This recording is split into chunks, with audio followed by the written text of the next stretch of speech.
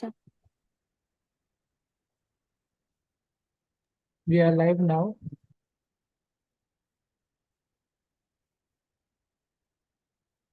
أعوذ بالله من الشيطان الرجيم بسم الله الرحمن الرحيم الحمد لله الحمد لله خالق الوجود من الأدم وجائل النور من الظلم ومخرج الصبر من الألم فملك التوبة على الندم فنشكره على المصائب كما نشكره على النعم ونصلي على رسوله الأكرم للشرف الشم ونور الأتم والكتاب المحكم وكمال النبيين والخاتم سيدي ولد آدم الذي بشر به عيسى ابن مريم ودعا لبعثته إبراهيم عليه السلام حين كان يرفع قواعد بيت الله المحرم فصلى الله عليه وسلم على أتباعه خير الأمم الذي بارك الله بهم كافة الناس العرب منهم الأجم الحمد لله الذي أنزل على عبده الكتاب ولم يجعل له عوجا الحمد لله الذي نحمده ونستعينه ونستغفره ونؤمن به ونتوكل عليه ونعوذ بالله من شرور أنفسنا ومن سيئات أعمالنا من يهد الله فلا مضل له ومن يضلل فلا هادي له ونشهد أن لا إله إلا الله وحده لا شريك له وأن محمدا عبده ورسوله رب اشرح لي صدري ويسر لي أمري واحلل عقدة من لساني يفقهوا قولي رب زدني علما. My respected elders and my dear brothers and sisters, I welcome all of you with an Islamic greetings. Assalamu alaikum wa rahmatullahi wa barakatuh. I, Michelle Sheikh, student from the Department of Psychology from Aspire College of Excellence, will be your host today. On behalf of Aspire College of Excellence, I extend a very warm welcome to each and every participant who have joined us today. It is an honor to introduce my college, Aspire College of Excellence, to one and all present here. This is Sheikh Abdul Salam Al Madani, founder and director of Aspire College of Excellence. Our mission is to stand for integrity and unity of the Muslim Ummah according to the Quran and Sunnah. And our vision is to produce a generation which is well versed in Islamic studies as well as aware of the modern requirement of the Muslim Ummah. Sheikh Abdul Salam strongly believes that progress is possible only if men and women are equally well educated. The primary courses at Aspire College of Excellence that are accredited by UGC and NCAET are three. We have BA and MA Islamic Studies, and we also offering our two brand new courses, BBA with Islamic Studies and BSc Psychology. Alhamdulillah. Alhamdulillah, we are also providing e-learning courses. We have Arabic Diploma in 3 levels, the basics, the intermediate, and advanced level. That is under the supervision of Dr. Rida Syed, professor of Al-Azhar University in Egypt. And Alhamdulillah, we also provide bachelor's in Islamic studies, which is exclusively in Tamil, completely online. Alhamdulillah, 500 students have enrolled for the diploma courses and 300 plus students have enrolled for a bachelor's in Islamic studies and are now currently studying. We also offer courses that are masters in Islamic studies, certificate in Tajweed, certificate in Fiqh, Hadith, Aqidah, Islamic finance, inheritance, and Zakah. Alhamdulillah, this is our statistics in a short time. More than 1,500 direct students have benefited in various degrees and diplomas, and more than 25,000 online students have benefited from our online degrees and diplomas. All praises to Allah, we have two branches in India's top metro cities. We have a campus in Bangalore and we have a campus in Chennai. Alhamdulillah. This is our Bangalore campus. Subhanallah, students from over 15 countries have chosen to study at Aspire College of Excellence. These are our feedback videos from our beloved students. Please feel free to check these out in our YouTube channel.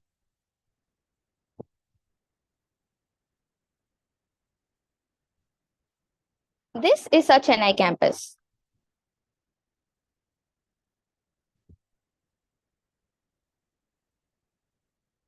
Alhamdulillah, we are more than happy to say that our students are teachers and educators. They are doing their higher education in Medina University and similar other universities. Alhamdulillah. They are also entrepreneurs and lawyers, dais and social workers, and most importantly, happy and content individuals. For more information on Aspire College of Excellence, please feel free to contact the number you see on screen. And please feel free to use the link below to apply for scholarship.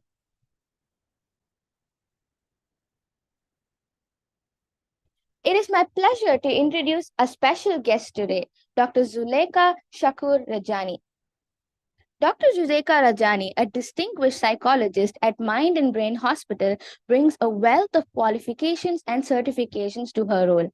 With an MSc Psychology, PGD in Guidance and Counseling, and KSET Psychology, her background is comprehensive. Zulekha's expertise goes beyond traditional psychology, encompassing Islamic counseling and psychotherapy from Cambridge Muslim College, UK, as well as Islamic counseling and marital counseling from the UK, and Tazkiyah therapy from Indonesia. Her professional journey has seen her excel as a mentor, trainer, educator, counselor, and therapist. Alhamdulillah. Zulekha's dedication and vast knowledge makes her an indispensable member of the Mind and Brain Hospital team, committed to enhancing hospital well-being, mental well-being.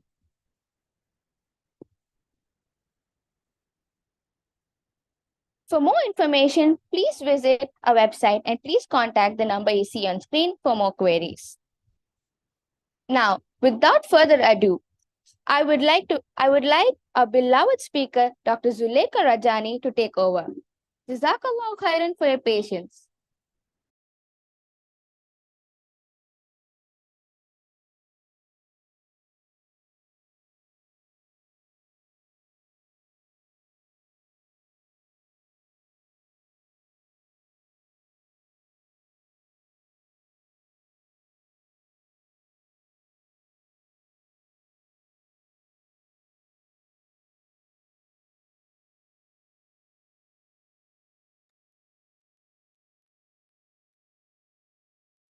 Assalamu alaikum wa rahmatullahi wa barakatuhu.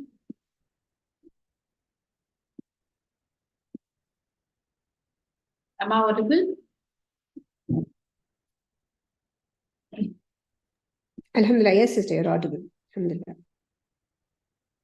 Sharing my screen, 1 second.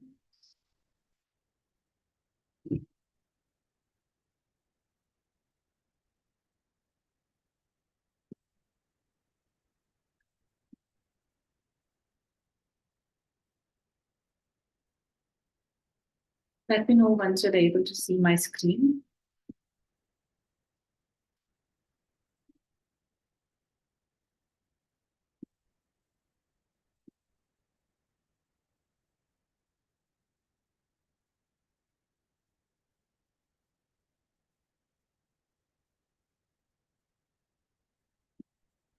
Are you able to see my screen?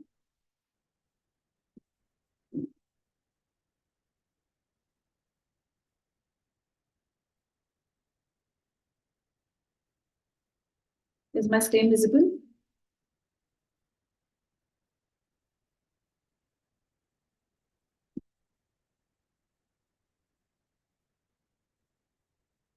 Assalamu alaikum.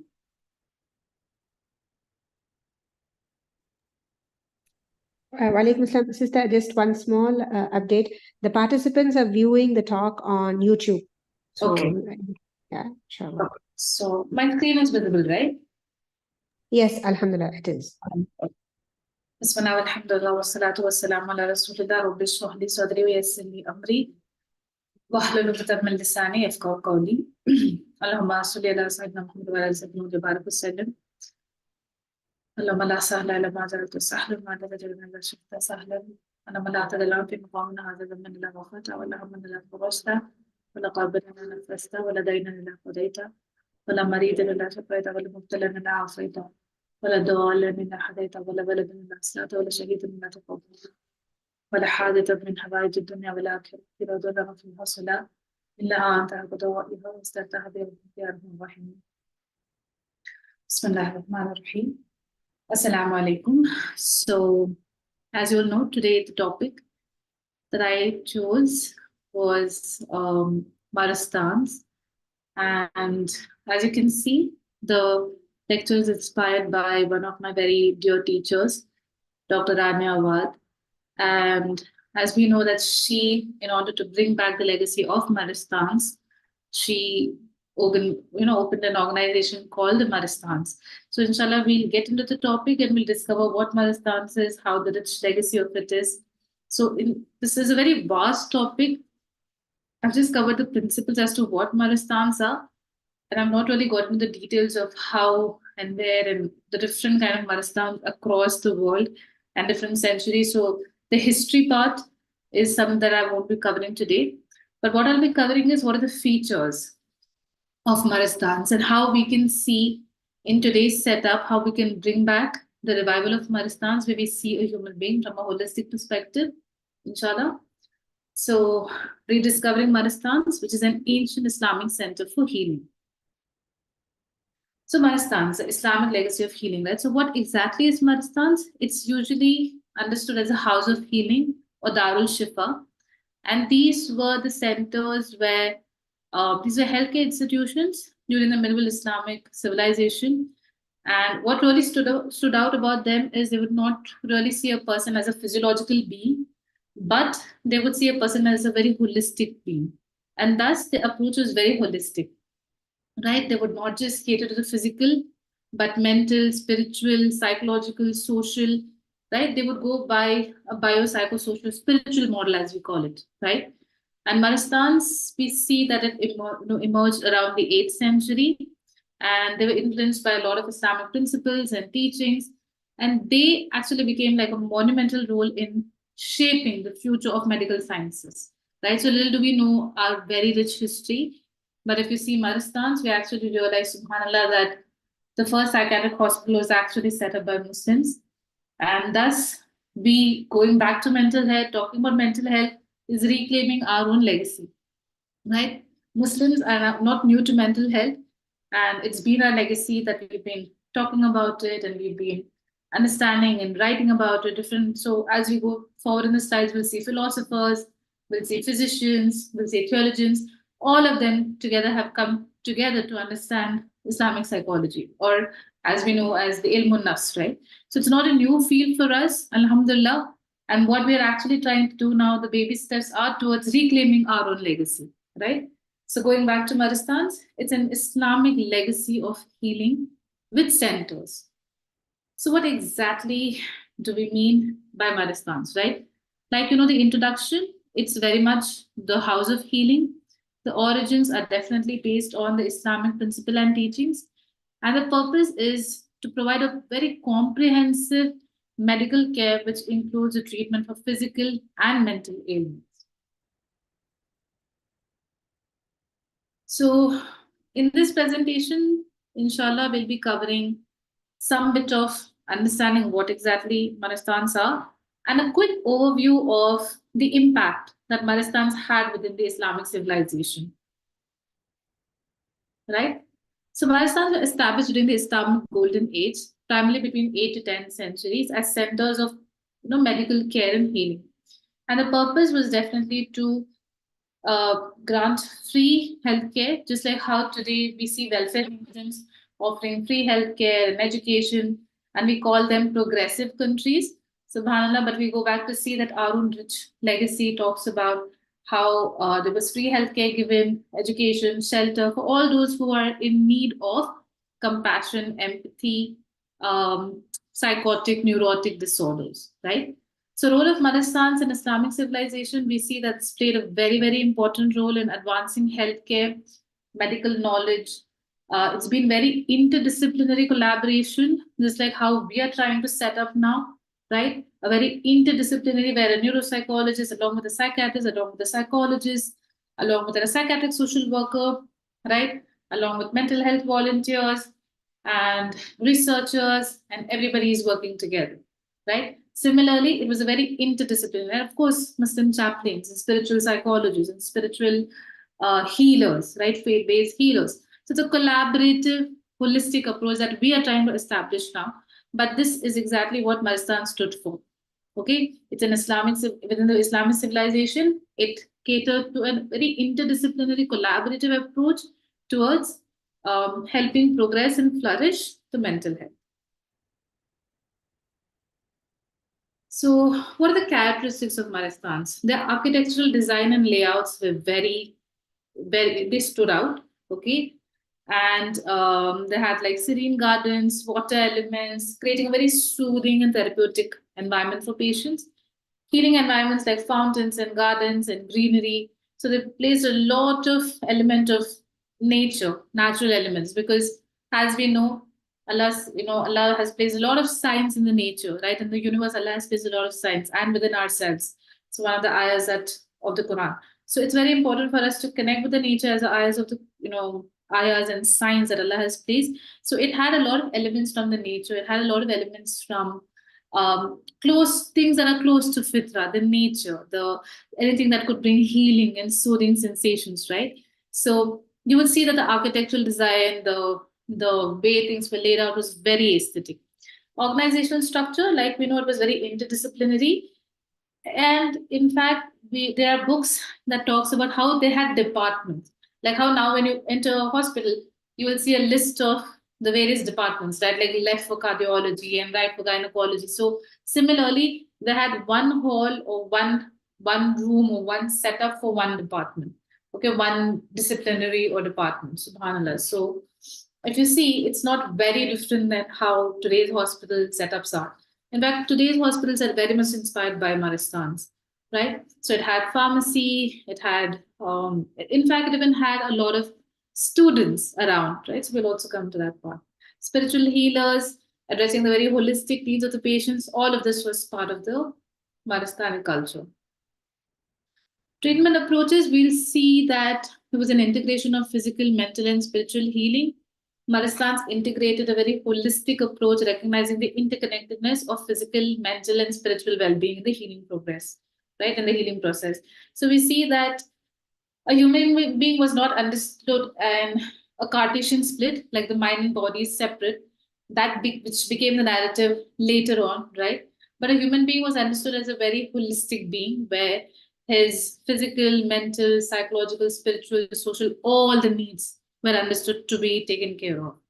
Utilization of natural elements for therapy. So a lot of aroma, a lot of light, right? So it seems like in a lot of Maristans, you will see that there's a Ivan, like there's a huge hall, there's a center, there's a lot of place where the natural light could come in. They would use a lot of,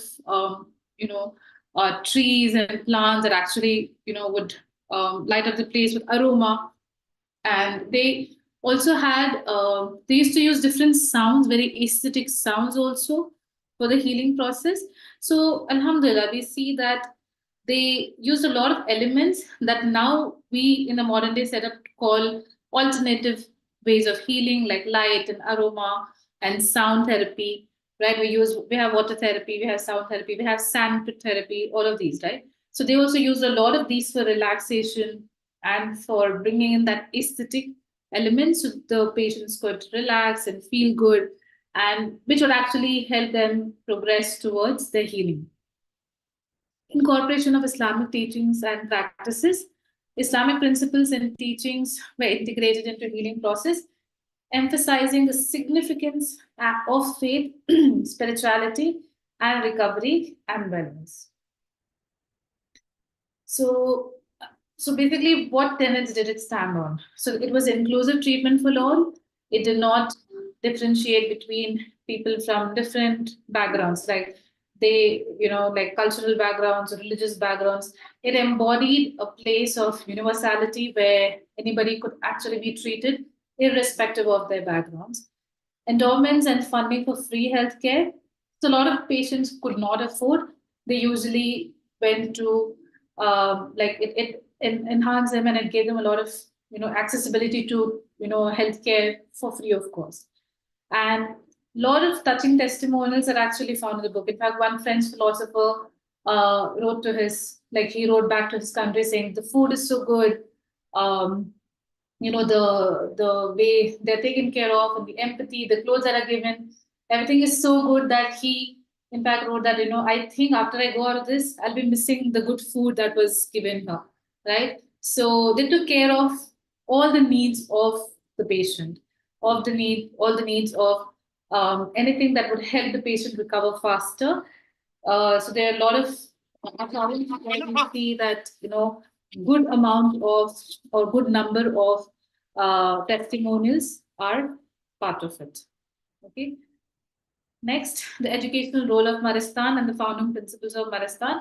We see that the medical training was part of it, where just like how we have like the volunteers here shadowing the doctors, we see that there were a lot of students who wanted to learn would shadow teachers and shadow doctors, and then we had clinical education, right? Provided hands-on experience to clinical rotations and patient care, research and innovation. So there were people from one Maristan actually traveling to another Maristan to understand the techniques, to do knowledge exchange or peer learning, and libraries. Like it was also a powerhouse of a lot of books and a lot of observations, a lot of practical, observations that they had seen, and they were all documented.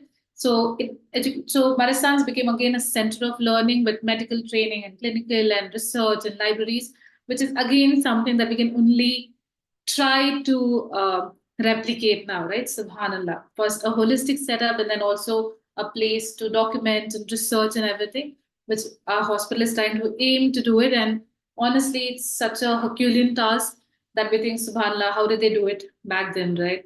Subhanallah, to have such a holistic setup and have the interdisciplinary departments working on one patient and at the same time document everything and make archetypes and contribute that into research. Since our hospital is doing all of that now, and we can only admire how much, how did they do it back then? Subhanallah.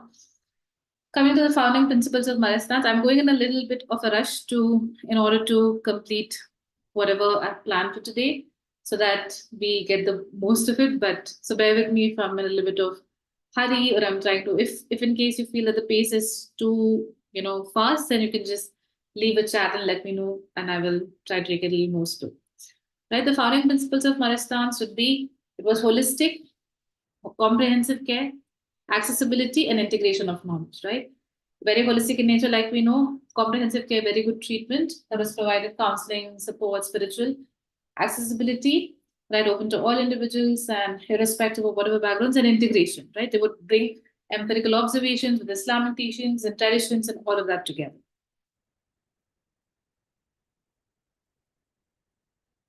Now, how did that contribute to psychology? Early understandings of mental health and illnesses. We see Abu Zayd al-Balkhi's book, which was written in the 9th century. So you see series of books, right? You see series of articles that were written talking about the patients, talking about neurosis and psychosis. So Maristans became again a powerhouse that helped in contributing a lot towards understanding the mental health and illnesses. Documentation of patient care and observation. So when Abu Zayd al-Balkhi is talking about depressions and phobias and all of that, how do you think, right? One or two individual cases you will not be able to make sense, but when you're seeing series of cases, like for example, when we see people coming from corporate background, right? There's a certain archetype that, because of the corporate culture, because it's hectic, they are very stressed, their sleep cycles are up and down. It's not a generalization, but it's just putting certain things together and you're seeing it as a whole. That is just told principles of, just all principles where you're putting certain things together and you see it as a whole. So basically, it becomes an archetype for you to work with.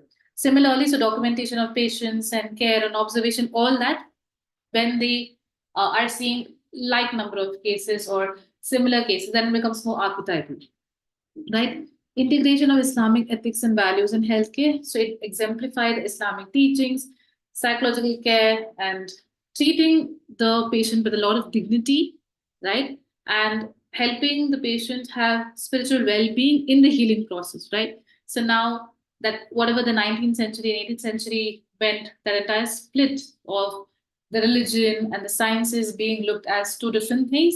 So here, and again, see, if you see that, subhanAllah, that's how it was. And now again, In between, it was separated, but now we see it all coming together, right? Because the human being is not in parts, but as a whole, it's a holistic being. So for it to be understood, then we need to understand all the tenets, right?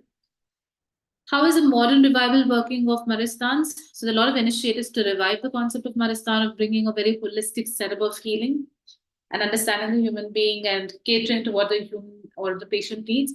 Establishment of organizations promoting Islamic psychology in healthcare, so that in itself. So when we're talking about Islamic psychology and when we see what has happened in the past in the rich legacy, automatically we will be picking and understanding a lot from the perspective of Maristans. There's a lot of learning that's going to be coming from them. Integration of historic knowledge and contemporary practices. So the integration of all the insights, right, that was put together, right, and not just the insights, but also deriving and understanding that from the application perspective, from the holistic understanding, will contribute towards new interventions, towards creating a good, amalgamation of the tradition and the empirical research, right? So now, because now when you see that they bring up and we see different things that are getting proved, like kalonji and a lot of things that its medicinal properties and everything are coming to be known now, right? The honey, all of these. So it only helps in bringing things back with a lot of confidence and with good data so that there is no gray area, right? Now, the field of IP didn't stay static or limited to theory. In time, IP, that is Islamic psychology theory, turned into practice and institutions were set up. Everywhere Islam went and spread, right? We saw that there was a lot of institutions of Bimaristan, which is the Latinized version of Maristans. And just as a field that is Islamic psychology field that created Maristans was inspired by a lot of understanding of human ontology, multiplex, that is, right? We understood how layered the holistic treatment of the mentally ill was. So care in Maristans was very, very advanced, very sophisticated, very integrated, and very comprehensive, right? Now, let's talk about how did the theologians and physicians and philosophers looked at this, right? So if you see Imam al-Ghazali, he again, there were many things that he brought about. Like if you see the 6 steps, the musharata, muraqaba, muhasaba, mujahada, mu'ataba, and mu'aqaba. So for self-purification. So basically, theologians like him, like Umar al-Sughrawadi, Ibn Taymiyyah, and Ibn al-Qayyim, we see all of them have contributed to the field, right? Like if you see Ibn Taymiyyah, he spoke about empathetic sadness, he spoke about human rationality has limits, and he spoke about how some types of sorrow are useful, right? What we call today as post-traumatic growth, that Hazan helps you to understand things and endure and build resilience and takes you closer to Allah. So the way the scholars, the way the theologians understood, right, we see that alhamdulillah, that is a rich legacy for us to understand and take the field forward. Like if you see Ibn Taymiyyah, right, he wrote on soul, he wrote on happiness, he wrote on diseases, right, and he refuted horoscopes and astrology. He deemed science and Islam he deemed insult to science and Islam. He also highlighted the importance of meditation and reflection, tadabbur and tafakkur, right, in order to achieve and understand how contentment can look like. Involuntary thought, that is what we call as automatic negative thought, right? He spoke about that. He spoke about motivation and action and habits. So, subhanallah, this is rich, history that we have. If you see Umar al-Sughrawadi, we see that he spoke about Nafsul Ammara, Nafsul Lawwama, Nafsul Mutmainna. He spoke about spiritual interventions. He spoke about protocols of the spiritual aspirant, source of spiritual integrated interventions. So a lot of things, right? The heart, the mind, the knowledge was intuitive in nature, like subhanallah. So we see that all of the three, the theologians, the physicians, and the philosophers have contributed so much to the rich legacy of Islamic psychology in itself, right? Let's move to the next, which is the physicians, right? We see Abu Bakr al-Razi. I'm sure you all would have heard of Abu Bakr al-Razi, Abu Zayd, and Ibn Sina or Avicenna, the doctors of doctors, right? So He directed the largest hospital in Baghdad, Abu Bakr al-Razi. He championed the human treatment of mentally ill. A lot of therapeutic rapport he stressed upon. He understood placebo effect and how it could actually help in psychosomatic symptoms, responsible for the first instance of psychiatric aftercare, right? So just like how once we discharge the patients, we call them for a follow-up, right? So the aftercare and all of that. SubhanAllah, the process is even, right? Not just the amenities or not just the facilities or not just what they did, but even the processes today are no different than how they did it, SubhanAllah, right? Documented over 900 case studies of patients, including mental illnesses, mood disorders, anxiety, right? SubhanAllah. Coming to Abu Zayd al-Balkhi, we see he was a psychological genius, no doubt, right? He spoke about neurosis, he spoke about OCD, phobias, which actually matches DSM-5, Diagnostic Statistical Manual, as you all may know it, the psychology students, right? Phobias, he spoke about OCD, the waswas.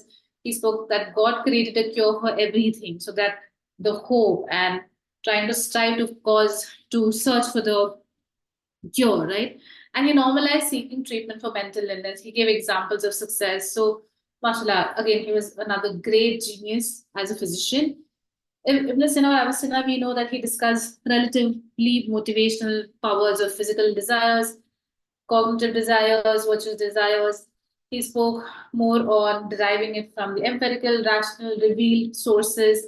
Treatments were more in terms of reflection, biofeedback as an intervention that we use today, meditation, right? Like if you see one of the quotes, the greatest physical pleasures may seem to come from eating and sexual activity. Yet the human being may put this desire aside in a search of more meaningful psychological activity. So this is no different than what Maslow's hierarchy of needs talks about. Like, you start off with the most basic, but the actual need or the higher form of need is the self-actualization, right?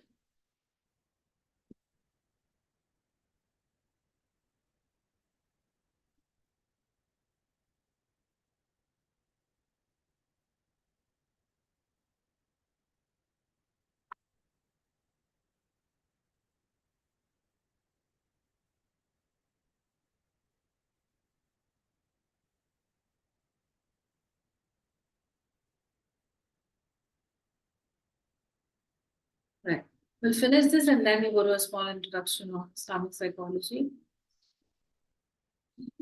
So these were the philosophers, right? Al-Kindi. So we see that he wrote 231 manuscripts, and that's a lot, right? Which were related to, out of which 5 were related to psychology.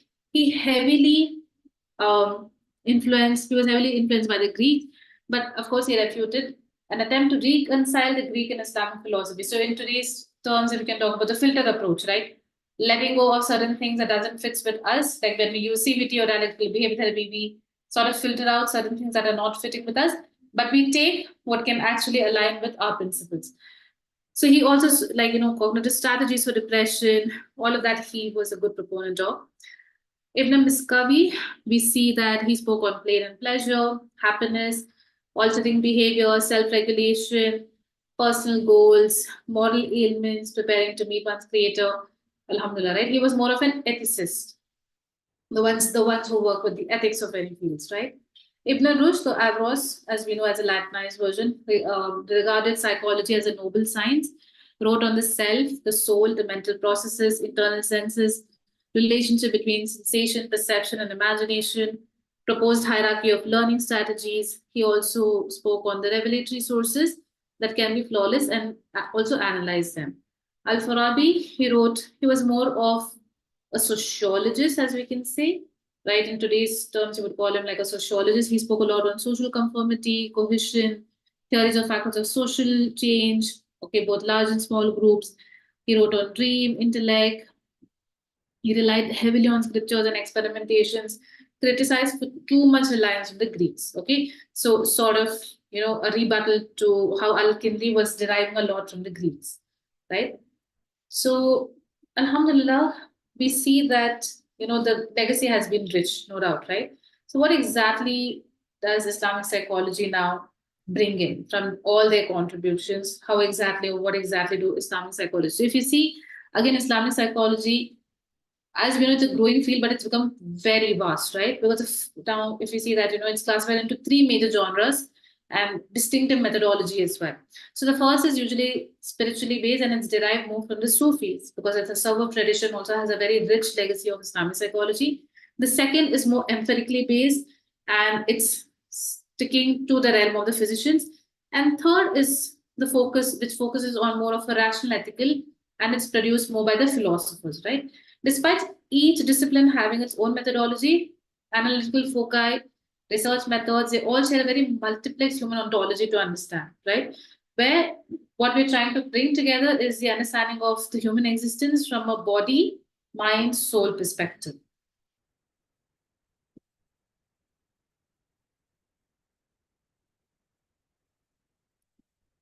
Right? So, what is the difference primarily, right? Psychology, which we know as a study of the soul, right, goes back to psyche, which means breath, spirit to soul, and logo means study. And somehow they lost the soul, right? Although it was called the study of the soul, the soul as an aspect got lost. And ilmun nafs, as we know, is the knowledge of the soul. Right? The ilm of nafs, or the knowledge of soul. Nafs sometimes is used synonymous to the soul, so we need to understand that. But when we're talking about nafs akal ruh qalb model, then nafs is going to be nafs al-ammara, lawwama, and mutmainna. So modern psychology historically focuses on discussion of metaphysics, mind-body dilemma. Today, it has shifted to a strictly empirical and rational approach to studying psyche and the human behavior. That's modern psychology for you. Whereas Islamic psychology uses empirical, rational, and scriptural sources to study both physical and metaphysical aspects of the human psyche and behavior, drawing on Quran and Sunnah and Islamic intellectual heritage, like the ones that we just quoted. And Islamic psychology is also very empirical, rational, and revelatory study of human cognition. Okay, so there's a lot of studies, there's a lot of research and everything that's happening, alhamdulillah. So we need to, contribute to the field in our capacities by being a therapist, by becoming a researcher, by studying it, by being a student. And I think being a student will never end. And alhamdulillah aspires playing a beautiful role in bridging that gap. So inshallah, I think you should, whoever has not done the courses of Islamic psychology, you should definitely look into it. So basically, Bimaristan, to break down what Bimaristan is, Bimar is disease, as we know, even in Urdu, Bimar means somebody who's not well, and Stan is a location or place. So as we know that Urdu, Farsi, and all of these have a very common, original, the meaning. So originally Persian meaning hospital. So basically it meant the locus of sick hospital. So people who are sick, right? Maristan is a shortened Latinized version, and the Arabic for it would be Darul Shifa. Okay.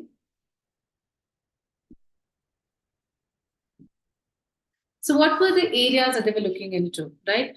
Internal medicine was one, ophthalmology was one, traumatology was one, and psychiatry was one, right? So primarily the Maristans had these 4 areas. Internal medicine actually took care of a lot of things, like even like gynecological issues, and ophthalmology was only focused on the eye, and traumatology was any fractures and breakages, and psychiatry was focused on the mental. Eventually, some Maristans became restricted only to mental health patients, just like how now we have super specialty hospitals that only cater to neurology, only cater to psychiatry, only cater to gynecology, very similar to that. Right? So, Prophet Muhammad was the first to order the establishment of small mobile military, Bimaristan. So, we know during war and everything, so you will actually attribute it back to the Prophet where there was a nursing station, like there was a station where anybody who was, so we know, right, like a lot of Sira, when we study Sira, we know that how certain, women were up front, I mean, they were there to take care of, the ones who were getting sick, or in order for the ones who were coming back from the war to heal, right? So Prophet ﷺ, you can see him as one of the persons who inspired the entire concept. But it was built in Damascus by Walid ibn Abdul Malik in 86 Hijri. Some claim that the first actually came about in Baghdad during the reign of Harun al-Rashid. Right? A little bit of the history, since we're not actually getting into the details. It had two goals: welfare of the patients, and used to teach medicine for newly graduated doctors, okay, who should be responsible towards treating the patient successfully in the future.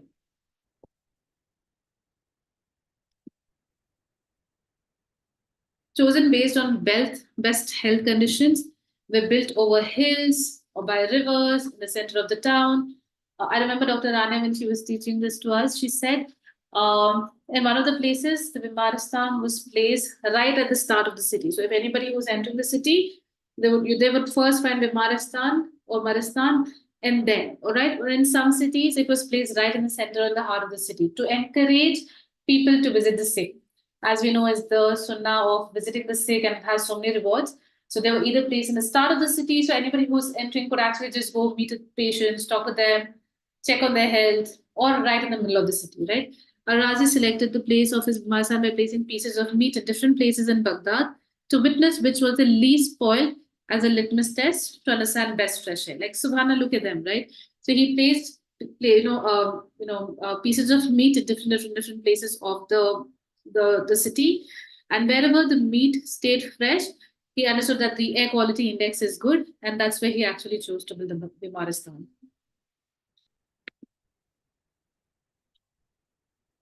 Right? They worked very much like how we work these days, as interdisciplinary team made up of clinicians, pharmacists, dietitians, social workers, spiritual counselors, or chaplain. The chief doctor was called a Saur, okay, and it was very interdisciplinary in nature. Again, they reflected on understanding how the multiplexity of human ontology works. So it was very connected to from one department to the other. Connected to Bimaristan to distribute the drugs given. So there was the pharmacy was called Al Sharab Khana, which is where the drugs, or basically to say the medicines, were given or prepared according to the patient's specific prescriptions, right?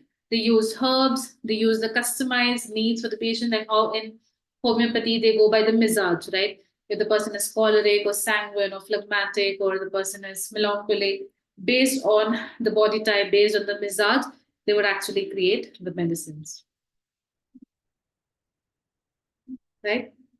Now, then we understand that how patients were, how it was documented, how it was recorded, what were the experiments, right? So patients recorded all the physicians actually recorded all of the observations while treating the patient.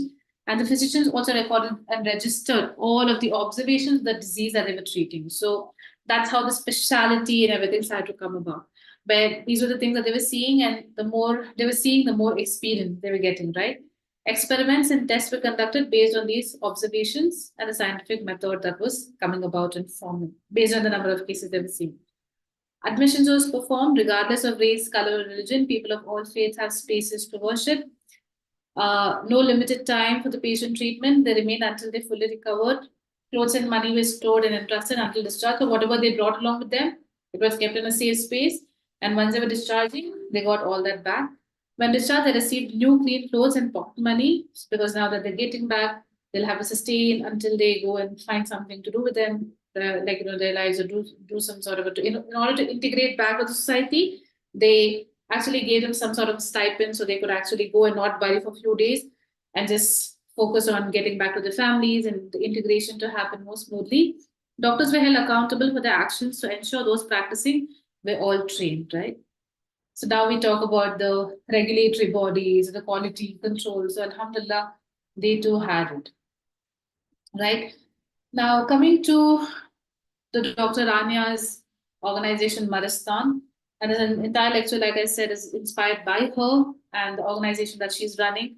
So they are doing clinical care, education, and research, where they not just professionally, spiritually bring about understanding how clinical care can be done in a more holistic setup, education by healing circles and community, and a lot of psychoeducative material. So you can also go check, baristan.com, and the research, right? Therapy, which is Stanford Muslim Mental Health Lab. Under that, they run a lot of therapy and program and services that helps in understanding. So basically, she was also on a tour to different places where she sort of not just like went to different centers, to Turkey and different places where Maristans were, Morocco and all of that, to still further understand the rich legacy of Maristans. Alhamdulillah. So I'm sure, inshallah, enough content has been collected that very soon, inshallah, she will be even maybe able to come up with a book as much as the content, mashallah, she's able to gather on Maristans. Primarily, my area and interest of choosing this topic, one was to help understand how what we are doing right now at the hospital is very similar and very inspired by Maristans, where we have a psychiatric department, we have a psychological department, we have people who are working with the social and the families of the ones who are going through, and we have a spiritual department as well. So again, it's a very holistic way in which we are seeing. We have the interventions like biofeedback and RTMS and all of them, and at the same time, we are able to provide medical help to patients who may need medical dependency. And in some cases, as we know, it becomes a need. Like, it is definitely something that medicines can definitely, help a lot.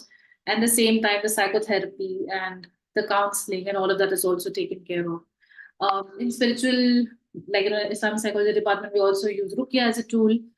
Alhamdulillah, because we know Quran is Shifa. So we have Ruqya, and then the hijama and all these services are going to be starting soon, inshallah. So, I mean, this is why we're so fascinated, and this is why we really think it's like reviving something from the rich legacy of our past. And Alhamdulillah, may Allah just accept these efforts. So it's a very short introduction on what Maristans is. You can go back and catch up on some of the lectures. You can go to the website of Maristans and you can see more of Dr. Rania's work. There's a lot of lectures now on Maristans, because even the West has got very much intrigued by how, in those, even in 11th and 12th and 8th and 9th century, we had like such a rich legacy of having a complete holistic setup like that of a Bimaristan or Maristan. So inshallah, you'll find a lot of papers on it. You'll find a lot of lectures on it. So if you're interested, then you can go back and read more. And you can visit her website to see the amazing work that she's doing, inshallah. So I think that's it from my side, inshallah. If there's any questions or anything, inshallah, it could be directed to the admins, inshallah. Right?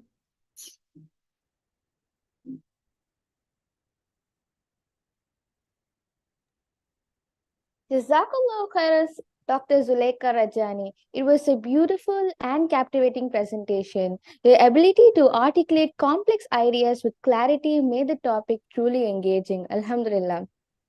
The real-world examples you shared added depth, making it an informative and enjoyable experience for the audience. Alhamdulillah.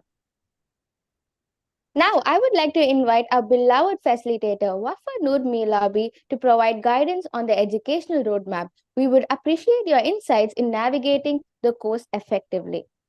Jazakallahu Khairan for your patience.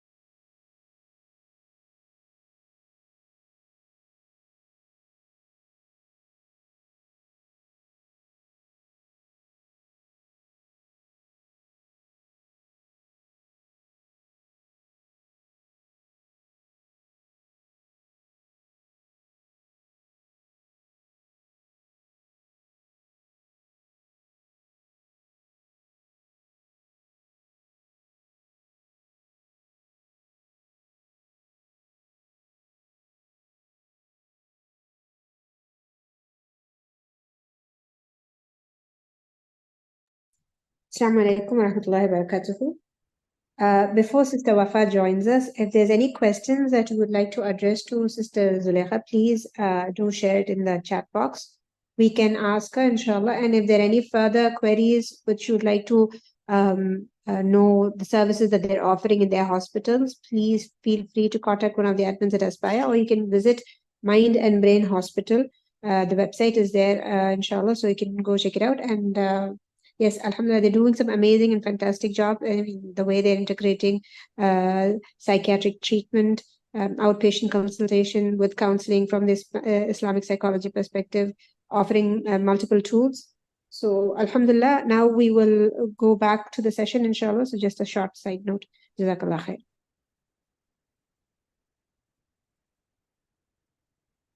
Bismillahirrahmanirrahim. Nahmaduhu wa nusalli ala rasulihil kareem. Assalamu alaikum wa rahmatullahi wa barakatuhu. I hope all of you are doing well. Jazakallahu khairan, Mishal dear, for your lovely intro. And without further ado, and I was listening to Sister Zulekha right now, and mashallah, it was very, very informative. All the knowledge and the enlightenment that we received during her webinar. Alhamdulillah. So a little bit more along the same lines as to why we started this course. We started this course in 2021.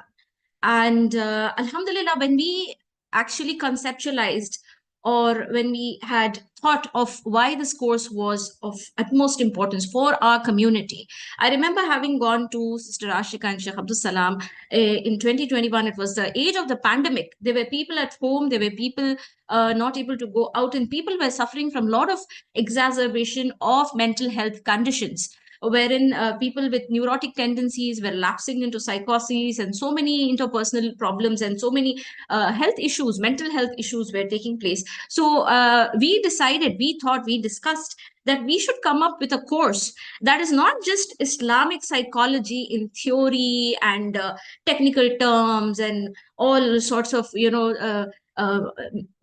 technical jargon, which is not of practical benefit to the masses. We wanted to devise a course that is practical, that is pragmatic, that is able to help our community, to be able to help them to achieve their potential, to achieve self-actualization, to be able to hone all the facets of their personality, to be able to make secondary healthcare practitioners or counselors out of our community, so that we as a community can help ourselves and those within our community.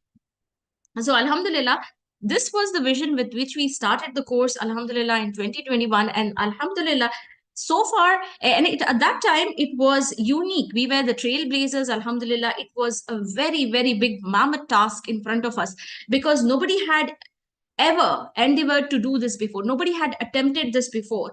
And just, getting all the notes together, collating, compiling, researching, ensuring that it was all Islamically sound, getting a Madani scholar. Alhamdulillah, Sheikh Abdul Salam is one of the scholars who, classical scholars who is interested in psychology, who's interested in integrating the Islamic principles in the subject of the human study, the study of human behavior. So we got him, Alhamdulillah, to supervise us and help us. And Alhamdulillah, he's also one of the founding people who helped with compiling this course, with deciding all the subjects and all the information that it contains. So Alhamdulillah, from day one, it was something that is very unique. Nobody else had done this before. And Alhamdulillah, we did it because we felt it was a need of the hour in the community. And when we started getting the feedback from our students, and this is now, Alhamdulillah, the 7th session, in the past 6 sessions, when the students come and tell us that, it really, Alhamdulillah, benefited them, it transformed their lives, it helped them in all the different roles that they play in their life.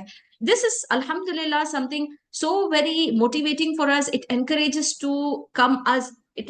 us to keep coming back, Alhamdulillah, each time. If somebody, we are able to benefit someone, Alhamdulillah, why not? So despite the logistical difficulties, but because of the great benefit that this course holds for the community, we started it, and we have been continuing every 6 months thereafter, Alhamdulillah. So let me tell you about what are some of the subjects, and a little bit about Islamic psychology. This is one of the father. They say he's one of the modern day founding fathers of Islamic psychology. I have listened to a lot of his lectures. A person I really admire, Professor Malik Babikir Badri. He says unthinking repetition of Western theories and practices in the discipline of psychology probably presents one of the most serious threats to the status of Islamic ideology, Islamic aqidah and core beliefs among our Muslim scholars and commoners. Western psychologists propound theories about man's personality, motivation, and behavior, which are in many ways contradictory to Islam. Because Western psychology, even if you're going to talk about the latest on the market, which is the positive psychology and the humanistic psychology, even if we talk about that, they don't have much of a spiritual component, because there's a lot of atheism that has crept into the Western ideology. So secularizing a subject that deals with man, when man is a spiritual being in their own essence, this is really a fallacy of the Western psychological system, which breeds a lot of depression and anxiety among the people. So the solution is integrating the values and principles of Islam into all that is relevant with regards to human behavior and its manifestations. Role of Islamic psychology. Islamic psychology, according to Muhammad Abbas, he says, another very important professor in the field of Islamic psychology, he says Islamic psychology, with its comprehensive ideas on human nature, has been seen by Muslim scholars as a new perspective in psychology that can fill in the gap present in the modern psychological thoughts on man and clears the mist that surrounds most Western theories on man. It is expected that Islamic psychology can harmonize many of the disagreements found among the different schools of psychology in the West. How is it that we can have theories on man, having discounted the greatest book that was ever written on man, the most infallible, the most perfect, the divine guidance, the best book on man, that is the Quran, the Furqan, the criterion that sifts and differentiates between truth and falsehood? How can we discount that and say that we are going to research and write theories on human behavior and human motivations and human purpose and goals and how to transform and modify human beings? How can we talk about this having discounted the Islamic principles? So using the Islamic principles and the values and our belief system and the guidance of the Quran and Sunnah is what we have done with this course. And I'll come to all the subjects that we have right now. The first subject that I would like to talk about is Islamic personality development. It is one of the subjects. We have 5 in total. And the first I would like to talk about is Islamic personality development course.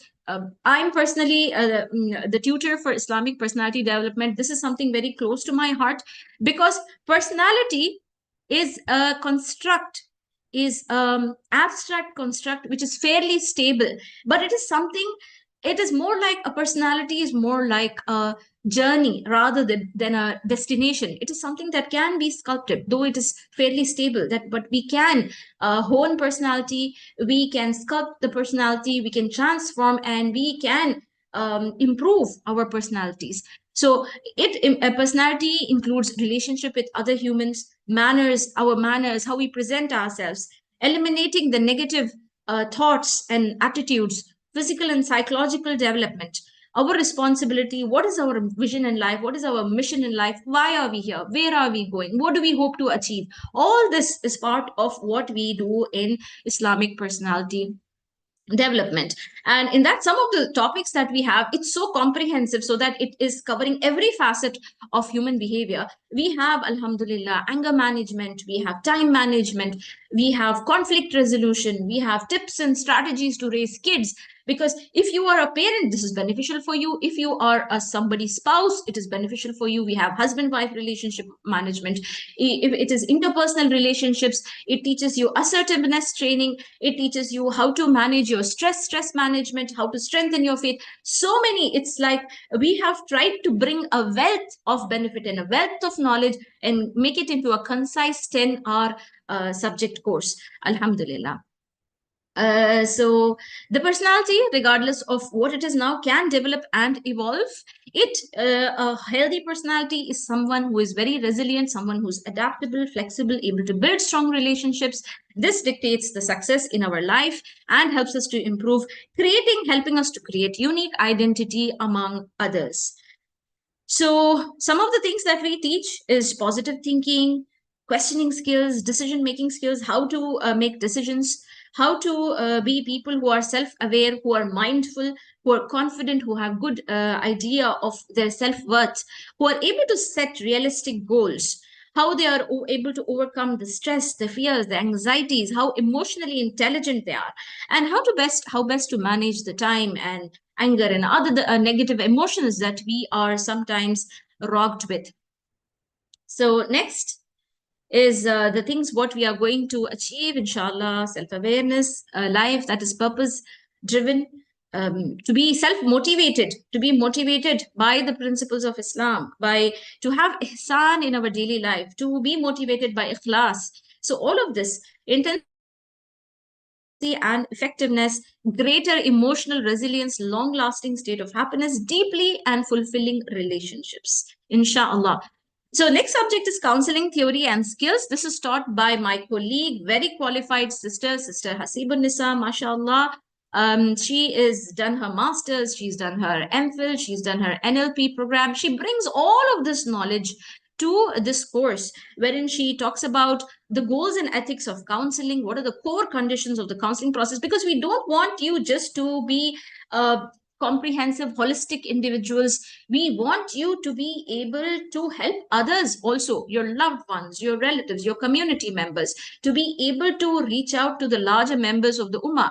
We want you to be able to benefit others as well. After helping yourself, we need to help others. So counseling theory and skills aims to not just make you a self-actualized individual, but also tries to enable that you are able to benefit those around you. So it teaches you stages and skills of effective counseling and also marital counseling.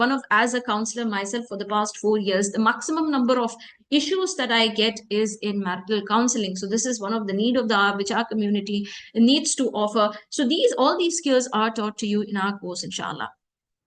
So some of the tools and techniques, we are very, alhamdulillah, state of the art with regards to the knowledge that we have. It is updated. It is the latest research. We have SFBT, solution focused behavior therapy, transactional analysis, cognitive behavior therapy, acceptance and commitment therapy, psychoanalytic, person-centered and gestalt therapy, RABT, so many other techniques which have been evidence-based, that they have been proven to help the people. So we take the best of what is the modern research and we integrate it with Islamic principles and we bring it to you, alhamdulillah. By the end of this particular subject, you will be able to bring stronger and enjoyable relationships. You will be able to do whatever you already do, inshallah, reasonably well and even better. You will acquire skills and attitudes to do what you cannot do right now, but would like to be able to do in the future. Communicate more effectively. Communication is absolutely essential. If we are able to communicate, if only we can convince, we can communicate with our words, I think all the conflicts, all the wars in the world can be stopped. I personally am a great believer in effective communication. So managing our thoughts, moods, and behaviors, be able to analyze and self-monitor the thought process, and to be able to think clearly. So alhamdulillah, all of these benefits, inshallah. Next, my pet subject, my absolute favorite. I think this is the reason why I thought that, because I knew so many people among my loved ones, among my family members, who had been suffering for so very long with mental health issues, that I felt, and they had so many problems going to psychiatrists, going to clinical psychologists who did not have the Islamic background, who were giving them treatments and therapies that was not going down well with the Islamic belief system, music therapy and other kinds of therapy, which was not based on the Islamic principles. So they were really not feeling comfortable, and many a times they did not feel that the doctors could give them enough time, because the doctors are overburdened and the healthcare system is overburdened. So understanding these illnesses, understanding and this course, what we did is we took the diagnostic and statistical manual of mental disorders and took the compendium of all the diseases, their categorization, their classification, subhanallah, by the grace and mercy of Allah, and we took the Islamic interventions that could help to change the trajectory of the disease, to reduce it, to prevent it, to have an early resolution due to early intervention. All of this is what we tried with psychopathology, understanding these disease, the diagnostic, the trajectory, and the comorbidities, and how best we can intervene with our psychotherapy as a community members, as caring community members. So this is what we've done, inshallah, with psychopathology. It integrates it with Islamic principles and perspective. Psychopathology is nothing but the study of abnormal behavior. We know so many people who are slightly weird and slightly different, and we don't know how to handle them. That can lead to a lot of interpersonal problems. So with psychopathology, with better understanding comes a sort of resolution of the conflicts that we may have with such people. So some of the statistics on mental illness are really dismal. Most of the people with mental health issues do not get adequate help because the healthcare system is overburdened, and there are too many sick people and there are not enough doctors. So a lot of people get ignored. They are not able to afford the healthcare, because of which it can start as something small, but due to negligence and lack of medical facilities, it can grow into something really big. Okay, so you can see the number of people, some statistics, very tiny percentage of the statistics. If you see everything, it's really shocking. The number of people who are sick, it's a very small percentage that's actually getting treatment or help or intervention of any kind. Largely, most of the people are left untreated, because of which it becomes worse and worse. So we have some of the reasons. It could be the biological influences, it could be genetic reasons, it could be psychological influences, it could be because of some stresses in the environment, could be external factors for why we have abnormal behavior, and we do have cultural, socio-cultural factors. So we leave the genetics and the biological factors, we leave that which is the physiology for the psychiatrists, but there is so much, due to aversive circumstances, due to wrong thinking, negative thinking practices. There is so much of the environment and in the behavior of the person that is reinforcing the mental illness, which can be eliminated with awareness, with education, with understanding. So this is what we aim to do in psychopathology. Alhamdulillah, some of the professions that are involved in pathology, psychopathology and you can help out in all of these fields. These people are working actively as frontline healthcare workers with the people who are having abnormalities of the mind. So we can be working as allied and secondary healthcare providers. So inshallah, after this subject, you will have comprehensive information about the mental disorders as mentioned in the DSM-5. You'll be able to identify maladaptive behavior patterns that may degenerate into neurosis. If it is untreated, the neurosis can turn into psychosis. Understand, and I'm using a lot of words which may be technical for first-time students who are just entering into the field of psychology.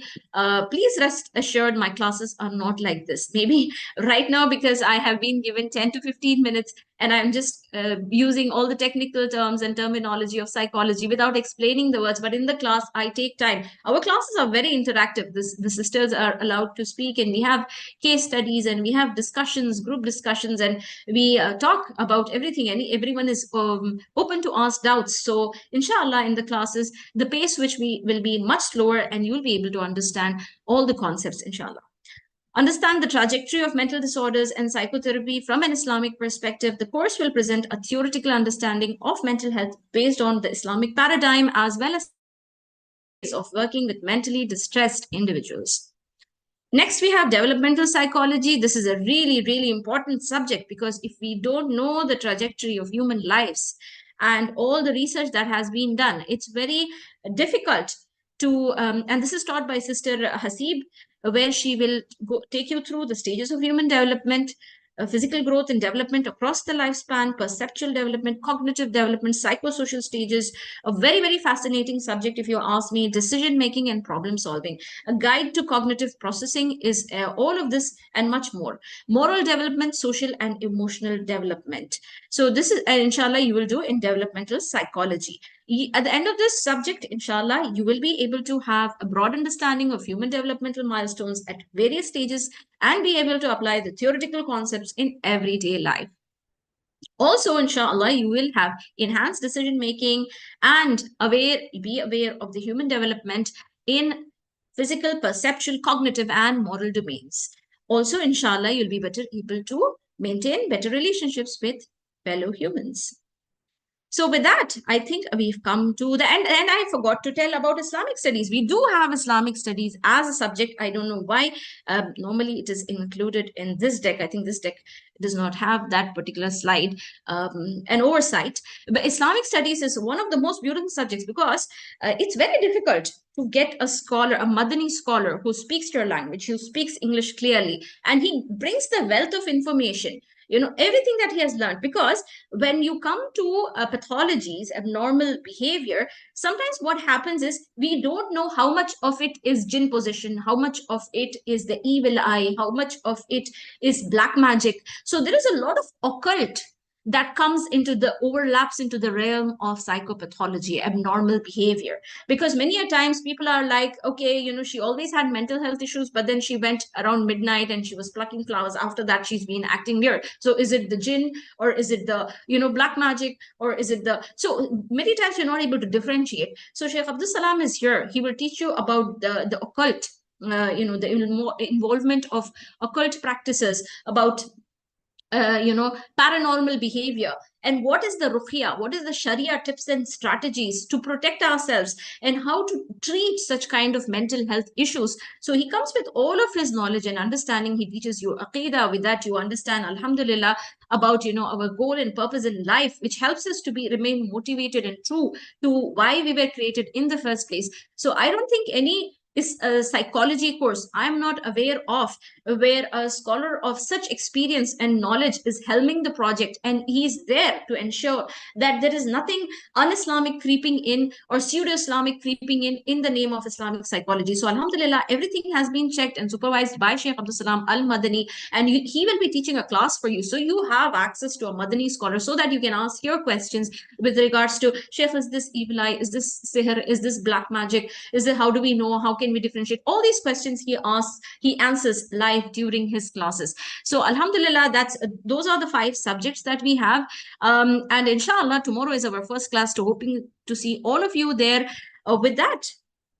And this is the number for further queries. And inshallah, if you couldn't make it because we are full and we are sort of overflowing, and if we don't have enough number of seats anymore, because alhamdulillah, we got more than the students we were expecting. But 6 months later, we will be having an absolutely new course. You can join in then. You can put your name now. You can register your name now, so that if you are not in this course and the seats are already filled up, you can always get the course 6 months later. With that, let me, I think, hand over to Mishal. سبحانك اللهم وبحمدك نشهد أن لا إله إلا أنت نستغفرك ونتوب إليك. والسلام عليكم ورحمة الله وبركاته. Walaikum assalam wa rahmatullahi wa barakatuh, Teacher Wafa. Jazakallahu Khairan for presenting the course overview. Your comprehensive overview has given us a clear understanding of what to expect, and we appreciate your effort in guiding us through the curriculum. Now, I would like to call Sister Azha Ashika Nazir to provide us insights on the course logistics. Jazakallahu Khairan for your patience. Jazakallah khairan kathira. Thank you all my fellow speakers. Alhamdulillah, Jazakallah khair, Sister Michelle, Sister Zulekha, and Sister Wafa. Alhamdulillah, I'm so excited to present the 7th batch of the Diploma in Islamic Psychology and Personality Development. And subhanAllah, it has been a wonderful journey. And we have personally seen women who come up to us in various parts of India, alhamdulillah, not just in Chennai or any of the other places, but we see in many parts of India who come up to us and tell us that this particular course has completely changed their perspective in the way that they have to live their lives, follow the deen, and interact with human beings and understand the complexities of the human mind. Alhamdulillah. So with that, I will quickly jump into the course logistics. Alhamdulillah. So as you all know, this is 100% online program, the diploma, right from the start till the certification, till the exams and the certification is completely done online with no hassles. You don't have to walk into the campuses to register or to get your certificates. Everything will be provided to you via the emails that you will be providing us with, inshallah. Now, what is the purpose of this? Alhamdulillah, we wanted to make it a certified course. We were very sure and clear that this course is going to be approved by various specialists in the field of Islamic psychology and the scholars who assure us that this course is going through, like what Sister Wafa had mentioned, there are no creepy crawlies coming into the concept of Islam and the Deen and the Quran and the Sunnah, alhamdulillah. So it is a certified course with experienced shuyukh and this easy accessibility and affordable pricing, alhamdulillah, with all the amount of various multiple upskilling courses. This course is, alhamdulillah, also very affordable. And we also hope to reach a large number of people, women specifically. This course is specifically designed for women. So we see a lot of husbands forcing and encouraging their wives to join the course. We see a lot of mothers and fathers asking their daughters to join the courses. So the reason why we would like to expand the audience is because, subhanallah, we have reached about 500 women who have benefited from this course, and we have physical evidence to note that these women have caused great impact to their families and to the communities that they belong to. So this is a very necessary course, is what I would say. And we have 2 levels. Alhamdulillah, level 1, Diploma in Islamic Psychology and Personality Development.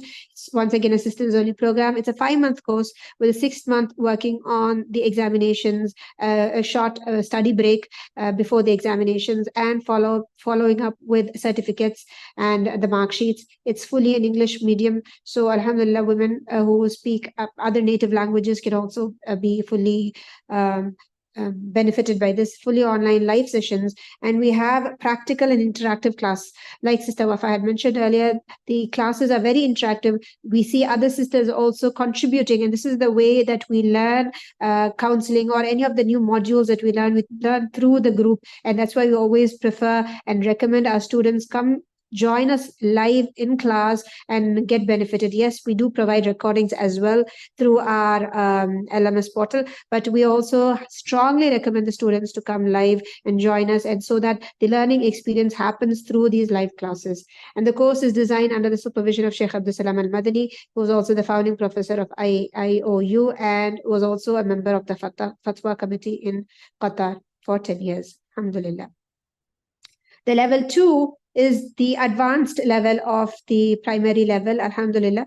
Now, level 2 has certain conditions. We do not take in students who have no background training in psychology or psychotherapy, or who is not having any background in any of the psychology subjects in school or colleges. So we ideally prefer students who are into psychology or who have completed the level 1 of the Diploma in Islamic Psychology to be part of level 2. We encourage them. In fact, it's a very small niche number. And once again, this is a sisters only program, 2 months course, which is also very authentically and validated certification in the medium of English, fully live once again. And like I had mentioned earlier, the course is for bachelor's and master's and advanced studies in psychology, and those students who have done humanities as a subject, as an allied or a supplementary paper in psychology, and the students of level 1 in Islamic psychology. Alhamdulillah, the level 2 will be, we have a lot of students waiting in line for level 2. Inshallah, we should be starting on level 2 very soon post Ramadan. So please be aware of it. Inshallah, be in part of the Aspire groups. Now, alhamdulillah, one other the feature that we have included part of these diploma programs is, apart from our regular students who are studying psychology with us in campus and online, we are offering internship facilities with the Mind and Brain Hospital, where they also get to work with NIMHANS as for their field research in the development of the Islamic psychology, the field. So, alhamdulillah, anybody who's part of this diploma program, the level 1 or 2, we also do send them for internships, inshallah, through their feasibility as well. And the internships are mostly happening in Bangalore currently. Inshallah, we do plan to expand it to other cities as well. So there's another added feature to the students of diploma of Aspire, alhamdulillah. Now we're talking about the course, the the team behind the syllabus of the course.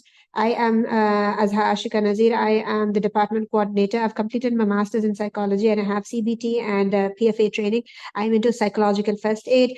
Alhamdulillah, I'm also the department coordinator of the Department of Psychology in Aspire. And we have also tying up with International Students of Islamic Psychology, an international body which focuses exclusively on Islamic psychology with over 30,000 members. So inshallah, as part of Aspire, we'll also be collaborating with ISIP. Alhamdulillah. I'm also into I've been chosen to do my PhD on developing an Islamic leadership module from International Islamic University of Malaysia, inshallah. So I will be starting that very soon. And we developed the syllabus and the program and the department structure with the help of under the guidance of Sheikh Abdul Salam Al-Madani, who graduated from Islamic University of Medina in Saudi Arabia. He has studied under many eminent and renowned scholars like Sheikh Albani, Sheikh Ibn Baz, Sheikh Uthaymeen, and many more. He played a major role in publishing books for Darus Salam. He was also a regular khatib in a mosque in Doha for more than a decade. He was also part of Fatwa committee based in Qatar before he moved to India to establish the Aspire College of Excellence, both in Chennai and Bangalore. He's also the founding professor at IOU, headed by Dr. Bilal Phillips. Alhamdulillah, that's Sheikh Abdul Salam for you. Then we have our expert faculty, Sister Wafa Noor Mirlabi, who has done her master's in counseling psychology and has studied under Sheikh Abdul Salam. She has done a BA in Islamic studies and has completed her diploma in Foundation of Islam. And she has always felt a keen interest to mentor and guide youngsters to achieve their full potential in life.